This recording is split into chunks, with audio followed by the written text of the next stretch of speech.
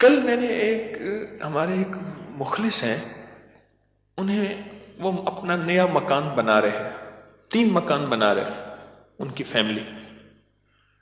میں نے انہیں ایک عمل بتایا، آج آپ کو ہی بتا دوں، طرفت عین پہ یاد آئی بات. ذرا یہ عمل غور سے سنیے گا، ہر اس شخص کے لیے جو نیا مکان چاہتا ہے، نیا مکان بنا چکا ہے، نئے مکان میں رہ رہا ہے یا نیا مکان بنائے گا. میں نے کہا آپ نے نیا مکان بنایا ہے، ان قریب شفٹ ہونے والے ہیں، منتقل ہونے والے ہیں، اس کا کوئی حل بھی کیا؟ میں کہا سب سے پہلے اس نئے مکان میں 3 نقصانات ہیں، اور آپ نے ایک بات اکثر سنی ہوگی، ہمیں گھر راس نہیں آیا، مکان شفٹ کیا، یہ حادثہ، یہ واقعات، جانی نقصان، مالی نقصان، پریشانیاں، مشکلات، مسائل، ہمیں نہ لوگوں کی نظر کھا گئی، یا یہ فلاں فلاں، آپ نے سنا ہوگا. آج میں اس کا راز بتاتا ہوں، یہ ہمیشہ راز یاد رکھیے گا، اور میری یہ بات ضرور پھیلائیے گا، بتائیے گا، لوگوں کا نفع ہو جائے گا، بھلا ہو جائے گا. نیا مکان جب بھی بنتا ہے، اور جتنا خوبصورت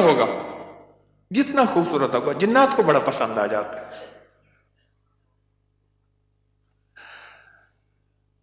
اب میں ایک صاحب نے مجھے ایک بات بتائی، وہ بات میں انہی کی زبان میں سناؤں گا، آپ وہ بات کی چاشنی بھی لے لیں، پھر میں بات مختصر کر کے بتاؤں گا.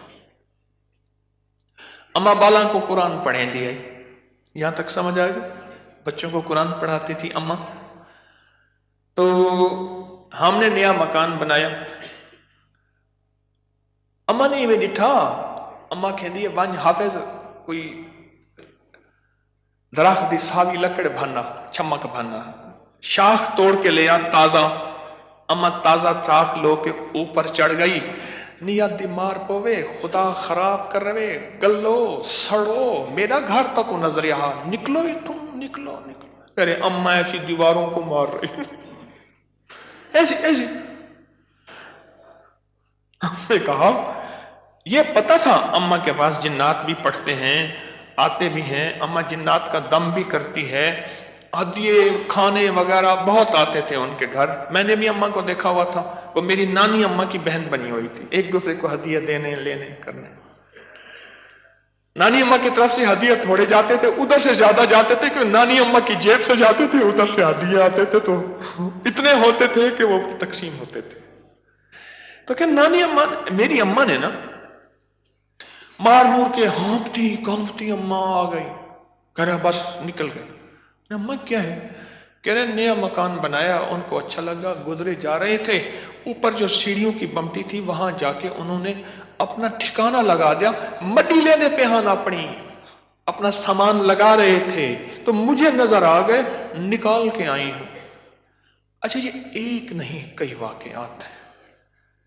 آپ کے گھر میں بہترین گھر بنا، اور آپ کے گھر میں گندی کیچڑ کے 5-10 کتے، جو گرمیوں میں نا آپ نے دیکھا ہوگا نالیوں میں کتے بیٹھے ہوتے ہیں، بڑی ساری زبان نکال کے ہانپ رہے ہوتے ہیں، گندی نالی میں پانی گزر رہا ہوتا ہے تو ان کا جسم کچھ ٹھنڈا ہوتا ہے.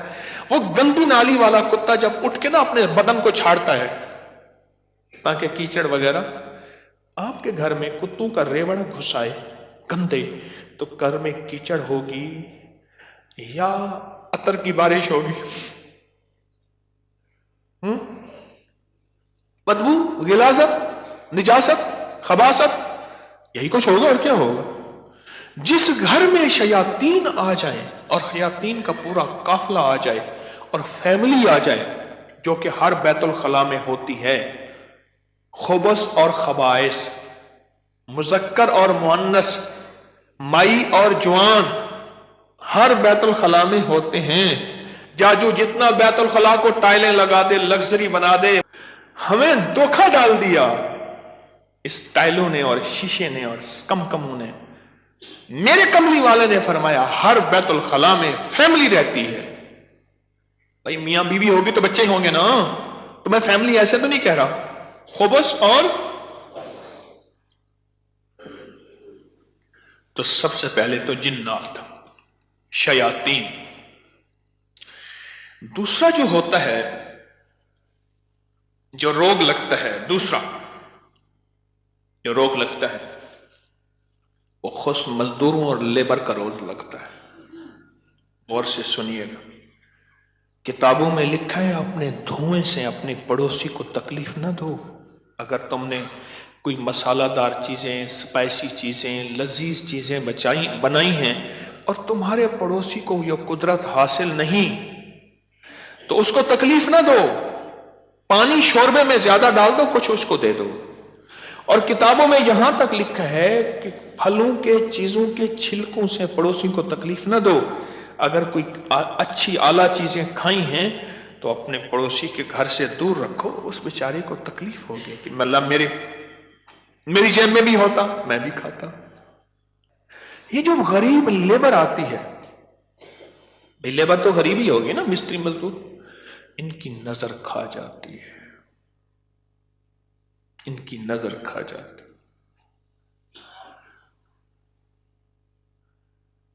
میں نے بکریاں رکھی، 8 بکریاں تو ذبح ہو گئی اور لیبر کھا گئی، 9ویں جو ہے آخر حرام ہو گئی. اور چھری کے نیچے بھی نہیں آئی. میں نے کہا نکالو یہاں سے بکریاں. 8 تو چھری کے نیچے آئی اور 9ویں جو ہے وہ خود حرام ہو گئی. اور تیسری اور آخری چیز، یہ میں آپ کو کہتا نا گھر راس نہیں آیا، یہ میرے پاس بہت واقعات آتے ہیں. اس کی نظر ہوتی ہے، لیبر کی ہوتی ہے. اور بعض بندے ایسے ہوتے ہیں، اب تو سائنس ایول آئی اور بیڈ آئی پہ جاؤ، میرا لفظ لکھو سوشل میڈیا پہ، نیٹ پہ، پتہ نہیں کہاں، فیس بک پہ، ایول آئی، بیڈ آئی. اب تو پوری دنیا کی سائنس نظر بد پہ پاگل ہو چکی ہے. پہلے کہتے تھے یہ ان کی قصے کہانیاں ہیں. ارے میرے کملی والے نے فرمایا اور سائنس اس کی ریسرچ کو کہے سچ نہیں ہے تو ہو کیسے سکتا ہے؟ ہو کیسے سکتا ہے؟ حضرت علی کرم اللہ وجہہ کے فرامین بہت زیادہ نظر بد پہ، حسنین کریمین کے فرمان بہت زیادہ، آل رسول اصحاب رسول کے فرمان بہت زیادہ، واقعات بہت زیادہ، تجربات بہت زیادہ. اور تیسری اور آخری چیز انہیں میں نے بتائی کہ بعض اوقات ہم اپنے رزق حلال سے کسی سے سامان لیتے ہیں اور اس کا رزق مشکوک ہوتا ہے، اس نے کاروبار مشکوک رزق سے کیا ہوا ہے، اس سے میٹیریل لے رہے. غور سے سمجھے گا، باریک نقطہ ہے. ہم نے اس سے جو میٹیریل دیا وہ رزق مشکوک ہے اس کا. اس کی دلیل میں دیتا ہوں آپ کو. میں ایک بات کہا کرتا ہوں، آپ نے شاید سنی ہوگی کہ اگر میں محسوس کرتا ہوں میرا رزق مشکوک ہے تو اس مشکوک رزق سے کبھی روزے نہ رکھنا. میں آپ کو اکثر عرض کرتا ہوں کسی ایسے بندے سے جس کا رزق طیب طاہر حلال ہے اس سے ادھار لے لے. ٹھیک ہے؟ اس سے ادھار لے کر جس کا رزق طیب طاہر اور حلال ہے اس سے روزے رکھ اور اپنے پیسوں میں سے وہ ادھار چکا دے. رزق کا اثر ہوتا ہے. ایک بزرگ کہتے ہیں میں نے دعوت کھائی 1 مہینے تک میرے جی میں آیا کہ میں کوئی گناہ بدکاری کروں. صرف ایک دعوت کھائی تھی. واقعات یہ 3 عوامل ہیں، 3 فیکٹرز ہیں بڑے جو گھر کے اندر کہتے ہیں کہ گھر راس نہیں آیا. اس کا حل کرنا ہے صدقات، خیرات، اعمال، تسبیحات اور ذکر کے ذریعے. اس کا حل کرنا ہے صدقات، خیرات، اعمال، ذکر اور تسبیحات. اس کا حل کرنا ہے. اب یہ سنتے جائیے، غور سے سنیے گا، توجہ سے. نئے گھر میں جب بھی داخل ہوں سب سے پہلے تو یہ سوچیں کہ میں گھر کس رزق سے بنا رہا. یاد رکھیے گا مشکوک رزق، یا آپ نے ایسا موضوع چھیڑ دیا کہ اس موضوع کو مجھے کچھ بتانا پڑے گا. سب سے پہلے تو یہ ذہن نشین رکھیے گا، رزق مشکوک کبھی زندگی اور نسلوں میں چین سکون نہیں دے سکتا، کبھی نہیں دے سکتا۔ وہ کیسے ہوگا؟ اس کے میرے پاس واقعات ہی واقعات۔ میں ایک چھوٹا سا صرف واقعہ سناتا ہوں، میں نے کئی واقعے دیکھے۔ پتا چلا کہ بیٹا فوت ہو گیا خودکشی میں، گرمی تھی، گھر تھا بڑا سارا، یعنی ادھر بھی گھر کے لان تھا، باغیچہ تھا، ادھر بھی باغیچہ تھا، بڑا بہترین گھر بنا ہوا تھا۔ اس وقت محسوس ہو رہا تھا یہ گھر کو بنے 35-40 سال ہو گئے۔ چارپائی جب پڑی تھی تو ہمارے ہوتے ہوئے دھوپ آ گئی، تو چارپائی کو میں نے گھسیٹا اور ایک بیل تھی بڑی خوبصورت، اس کے نیچے لے گئے۔ ایسی وہ بندہ رو رہا تھا، وہ اپنے علاقے کا مجسٹریٹ تھا، میں نے اس کی مجسٹریٹی دیکھی ہے۔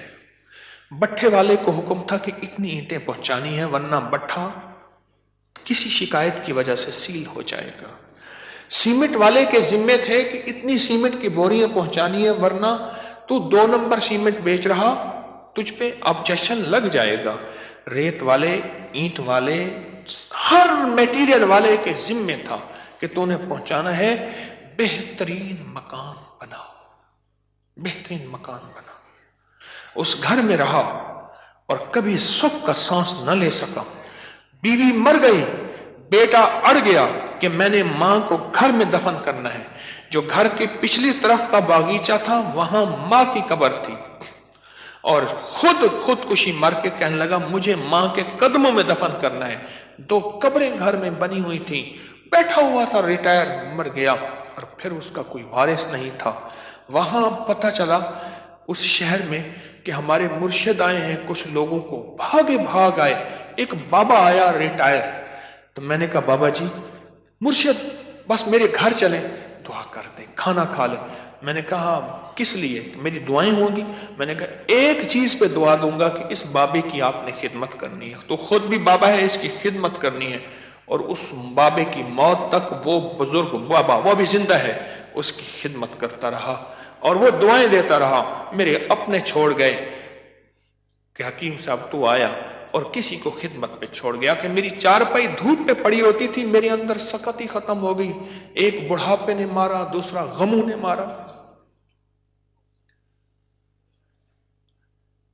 بڑا لمبا واقعہ ہے۔ سب سے پہلے رزق حلال نسلوں کے لیے راحت ہے، اور دوسری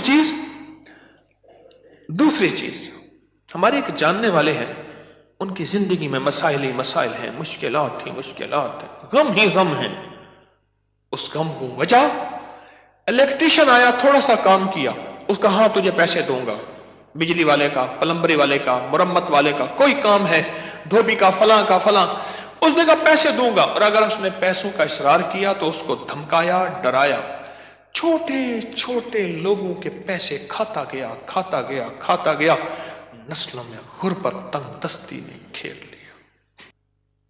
اب مجھ سے اعمال پوچھتے ہیں، اور رزق وہ ہوا جو کالا ہوا، دھن کالا ہوا، اور جس میں غریبوں کی آہیں ہوئیں، تو میں کتنے اعمال کر کے اس گھر میں کیسے سکون پائے گا؟ مجھے بتا تو صحیح۔ اس کی مثال پتہ ہے کیا ہے؟ خنزیر کو بڑے خوش و خضوع سے لٹا کے کہتا ہے بسم اللہ اللہ اکبر، تو خنزیر حلال ہو جائے گا۔ کتے کو لٹا کے تو کہے بسم اللہ اللہ اکبر، چھری بھی تیز ہو، قبلہ رخ بھی ہو، باوضو بھی ہو، اور تکبیر بھی پوری پڑھ، تو کتا حلال ہو جائے گا؟ خنزیر حلال ہو جائے گا؟ نہیں ہوگا۔ کوئی بات نہیں، گھر چھوٹا ہے، کوئی حرج نہیں۔ ان چیزوں کے خیال کر کے اب عمل بتا رہا ہوں۔ گھر میں 81 دفعہ سورت یاسین، جب نئے گھر میں داخل ہوں 81 دفعہ سورت یاسین مل کے بیٹھ کے خود پڑھیں، کرائے کے بندے جمع نہ کریں۔ 81 دفعہ سورت یاسین، اول آخر 7 بار درود پاک، ہر دفعہ بسم اللہ الرحمن الرحیم مل کے پڑھ لیں۔